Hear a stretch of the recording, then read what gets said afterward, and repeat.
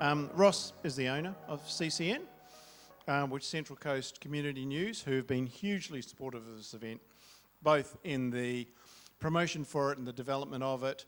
We did some promotional videos together, which was a very interesting new experience. I tied up their number one team for at least 3 or 4 hours, full of ums and ahs and scratches and all sorts of things before we got about 30 seconds worth of sensible stuff. So, you know, I don't know how dollar productive it is, but your team are incredibly patient, so which is very good.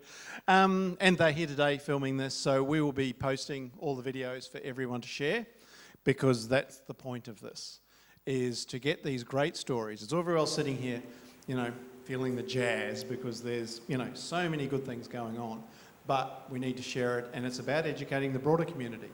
The business community aren't your enemies. They're not ripping you off. They're not stealing you. They're making a living. Some are better living than others. We're here providing a service and looking for new niches and new services that we can provide that are valuable. So we want Industry 4.1. We don't want consumerism. We want value. We want love. We want passion in our lives.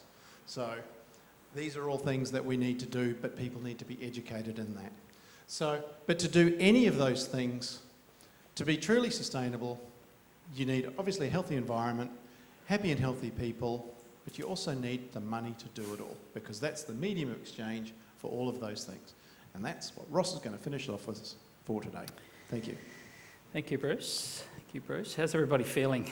2 days in? Have you got another half hour in you? Is that good? Okay, excellent. All right, well, Bruce said this is what's known as the proverbial graveyard shift, right? It's the hardest one. And Bruce said I had 3 choices. I could either talk about drugs, sex or money. And as much as I preferred the first 2, even when I sort of involved Alex and Dave, none of us had enough experience to talk about the first 2, so we're going to talk about money. And I'm specifically going to talk a little bit about the part of the investment industry that I have grown up in and I know, which is superannuation. And so I'll be talking a lot about institutional capital, which is largely becoming available to smaller and medium-sized Australian businesses. So I'll talk a little bit about that in a moment. I wanted to, it's becoming distasteful to talk about money. Have you noticed that in the COVID era? It's, you know, don't want to be seen making a profit or talking about money in such difficult times. And I was doing a performance review of one of my staff, not at CCN because we don't pay anybody there, but one of my staff in the super fund was, because you're expected to come in and say, look, at bonus time and things like that, say, oh, you know, it's not about the money, I'm not here for the money, I'm here because I believe in what we're doing and we want to be a force for good. So I was doing a review with one of my staff who just said, you know, I've got to admit, I really like money. I said, I have to admit, I do too. So I wanted to kick off just by telling you a story in the spirit of Nathan's story. And it goes back 5 or 6 years ago, and I'm glad you told your story, Nathan, because going back 5, 10 years ago, talking about climate change to institutions, whether it's big energy companies, superannuation funds, it was a death wish, because it was just not talked about. It was seen as something that was, you're a nutter. It was just sort of tangential to the business, to the making money. And people hadn't cottoned on that this was one of the most significant risks. So I was part of a group that did a whole lot of work, and we came away identifying climate change as the most significant risk to Australian savings pool that's tied up in superannuation. And so I wrote a long paper to a trustee board of a super fund, a very large super fund, to talk about this and say, you have to start thinking about this. And I had no idea what to write about, and I'd read a lot of the climate science. I'd spent 2 or 3 years reading it, and I came up with a story about bees, because I read a paper that was all about colony collapse in bees in the Northern Hemisphere, and attributing this to the varroa mite, which in turn was able to migrate now because of climate change, and this was going to wipe out bees and ergo food production. That's scary, but that's risky. And so I was sitting there outside the boardroom waiting to go in and saying, oh, okay, what am I going to say? I said, I'm going to tell these very seasoned, experienced people a story about bees, I'm going to get fired. So I went in and I did that, and fortunately for me, there was a couple of people in that board that were just very progressive, had been reading a lot of the same science, I think. This is in 2014, so it predates Paris, and just said, absolutely, we've got to do this. And fortunately, also some of my counterparts in the industry were writing similar things and presenting similar ideas. And so now the Australian superannuation industry is very focused on this, and it's developed in the last 6 or 7 years what I'd call a social and environmental conscience. And that's a big thing. That's a really big deal.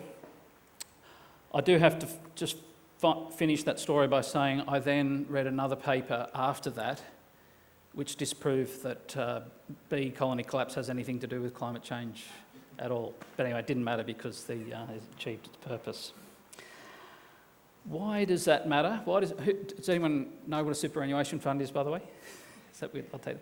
Why does it matter that they care? And the reason it matters is because the Australian superannuation industry now manages $2.7 trillion of assets. $2.7 trillion, 1.5 times national GDP, and it's now larger than the collective balance sheet of the banking sector in Australia.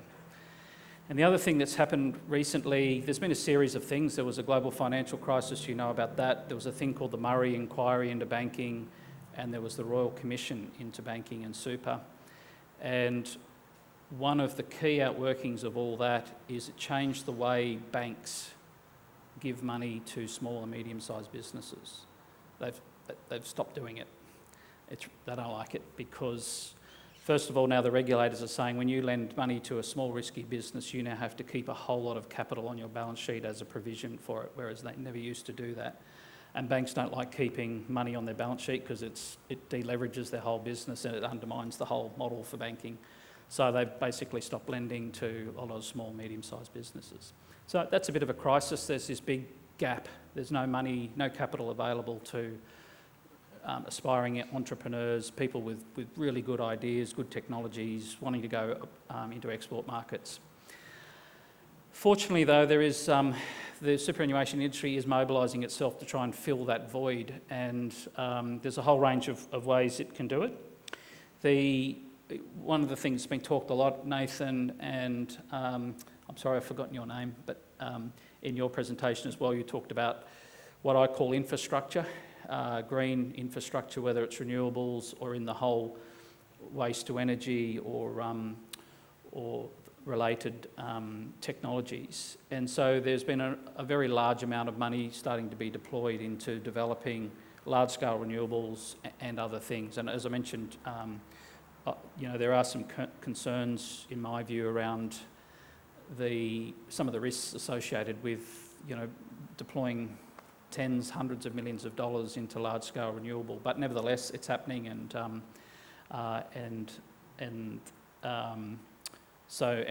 here we are now with it now representing a very significant part of the grid. So there's been a fair bit of investment in wind, in solar.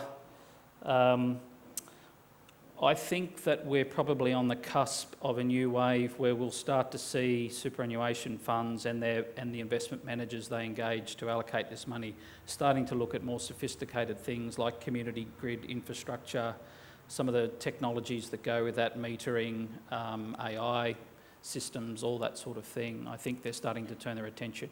We're not a particularly smart group of people. We tend to be slow moving, and so we tend to rely on a lot of smart people like you guys coming to us and explaining this technology and how do you commercialise it and all that. So, and we're terrified of taking risks or blowing money up, and so we tend to be slow moving. But there is increasingly we're building the capabilities to be able to get our heads around these things and deploy capital in that space. So I'd put it out there that there are ways now to engage the institutional capital market directly. You can approach superannuation funds. In most cases, they engage specialist managers. There are groups, you may have heard of groups like Palisade. There's a very big organisation in Victoria called IFM who deploys a lot of capital in this space. You'll be familiar with them. Nathan. A lot of these groups tend not to get out of bed unless they can put $300 or $400 million to work. But there are other groups who are looking at much more in the smaller and mid-market space to put capital to work. So if there's a compelling proposition, there are ways to approach those groups for capital. I'm going to talk a little bit more about what I'll call private equity, which is very much more focused on smaller allocations of capital to smaller and medium-sized businesses. And the way we define or categorise private equity, at one end there's what we call venture, in the middle we'll call growth capital, and at the other end it's typically referred to as buyouts. And I'm sure you're familiar with all this, but venture capital is really R&D stage. It's investing, it's backing technologies, it's probably not proven, it's certainly not commercialised yet, but it's coming in at a very early stage. The idea is, you're going to find yourself invested in a Google or a Zoom or a Afterpay. So if you can get in early, you can make a lot of money in venture. The problem with venture, only 1 in 50 work, and so you dust your capital on the other, so you've got to make sure it's Google, the one that works. Expansion or growth capital is all about businesses that have reached a point of commercialisation and are now trying to expand and grow. They might have a plan to go into an export market, or just to broaden into a national market. Or they just could have a really good idea how to expand the business, how to cut costs out of their business through introducing new technology or new processes and workflows. And to me, that's probably the richest source. And over the course of the 2 days, I've heard a lot of good ideas which are right in the frame for a lot of these private equity managers who are looking for new and clever and future-looking businesses that have an expansion plan. The other end, buyouts are really all about bigger and mature businesses that, in some cases they might still be family-owned businesses where the founders just want an exit and the kids don't want it. The kids aren't into work, or they're not into business or whatever it is, so they're not interested, and they'd rather just get the money when the inheritance comes around, maybe. Now on that, I just wanted to refer to 2 things. So I talked about super funds developing a bit of a social conscience and trying to deploy capital in this space. And one of the things I'm now hearing a lot more is this word called nation building, and particularly around the role that superannuation funds and big institutional investors can play in nation building. And so, as an executive in a super fund, you have no idea how many requests we're getting from politicians, from members, from associations, community groups, for all these things. Can you fix the social housing problem? Can you make housing affordable? Can you fill this gap that banks have left by providing capital to anyone who's got a good idea in the market?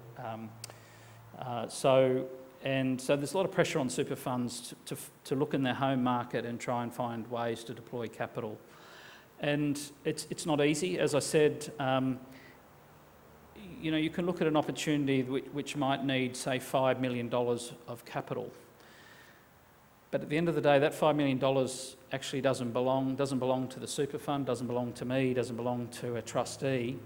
It actually belongs to you. It's the members of the super fund. There's millions of members, and it's their money, and the people who run super funds are bound by law to act in their members' best interests. So they have to find things that present a very compelling reward for risk. Otherwise, they're breaching their fiduciary duty to the members. So what a lot of them have done have worked very hard to try to establish structures that allow them to put capital to work. And there's a couple. I wanted to reference one because I thought some of you might track this down. It's got a website.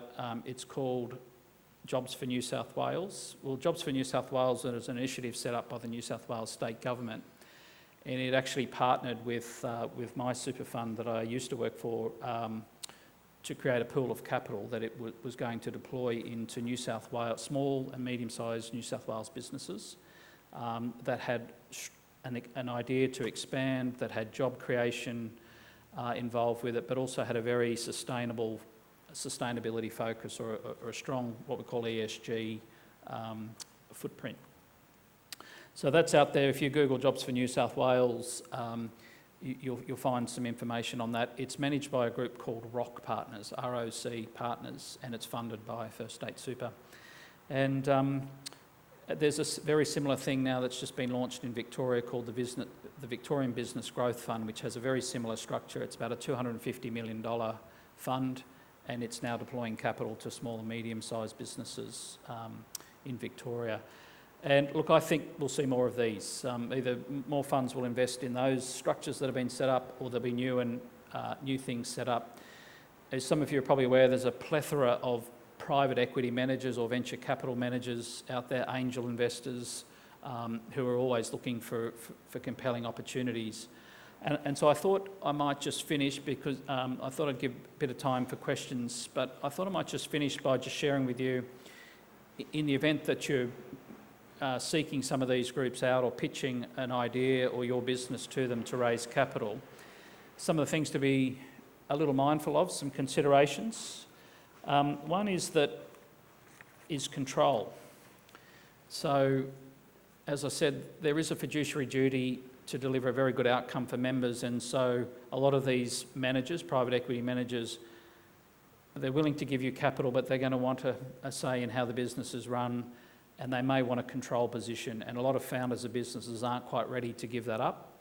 But there are some managers who will cede control. They'll take a minority position, but they'll write into contracts what I'll call step-in rights, which means you keep 70%, you manage the business, you do it, we'll back you, here's the capital, and here's some milestones we'll set to make sure it's working, and if you don't hit them, we're going to step in and we're going to run it for you. So there's things like that. You've just got to look at the fine print around what they're proposing. In most cases, they need an exit route. In a lot of cases, it's not permanent or evergreen capital. Some of them are now setting up more evergreen type structures, but they are going to look to exit sometime between usually 5 to 7 years' time. They'll be looking for an exit. So they'll be wanting to, even if the business has got a loss leading period to go through with a new product or a new idea or a new market, they're going to want to see you, they're going to want to try and get you through that and into the growth stage beyond that pretty quickly. The due diligence is pretty intense, so they're going to want to know every secret you're keeping. They're going to want to see all your financials. They're going to look in every cupboard, and typically they would, for every 40 ideas that come in the door, they're going to do detailed due diligence on maybe 4 or 5, and they're going to eventually fund 1 or 2. So you can expect there'll be a lot of not dodging weave, but a lot of discussion and initial due diligence, and then they'll just say, no, this doesn't work for us. You'll not tick a box, and you'll get knocked out of the process. They're typically looking for returns of 20% or more, so they're pretty aggressive. Some of them will have lower return hurdles. Some of the funds that I talked about that have been set up for nation building purposes will typically have a lower return hurdle, maybe 12 to 15% or so, as long as the job creation and the other social and environmental externalities are there. Valuations, you will not agree with them on valuations. You will think your business is worth much more than they do, probably 2 or 3 times as much as they do. They will not pay you for growth. They will not pay you for that future hope. They'll pay you for what you've done, what you've achieved, what you've invested in, and not much more than that. And if you're in positive earnings territory, they might pay you 4 or 5 times earnings, or value the business at 4 or 5 times earnings. So that's a bit of a guide. That's always negotiable. If they really love your business, they might pay a whole lot more if they really need to get it for some reason. But I'd just check your expectations. If you think, I can get 30 times earnings, or I can get afterpay like valuations, even though I've never made a profit, that's hard work. And then look, the final thing I'd just say is that there is now a much stronger attention to sustainability. So you all do it in your businesses, you're all very focused on it, but you need to document it, and you need to show, here's the processes, here's the workflows I have, this is how we ensure that we're delivering best practice in environmental, this is how we make sure we're paying our workers what we need to pay them. Trustee boards are comprised, usually about 30 or 40% of the trustees are union representatives. If you underpay a worker, you're not getting past. If you've ever underpaid workers, you're not getting past base 1. with those groups. Modern slavery, they want to see that, they want to know how can you attest that nowhere in your value chain are you exposed to modern slavery and things like that. So they're starting to get really focused on these things, and they'll be in their due diligence checklist, and they'll be looking at your businesses to see whether you satisfy those or not. And so, look, that's all I was really going to say. I open up to questions. Before I do, I just want to congratulate Bruce on the conference. It's an amazing event, Bruce. You really should be congratulated for it. Thank you for listening, and happy to take questions.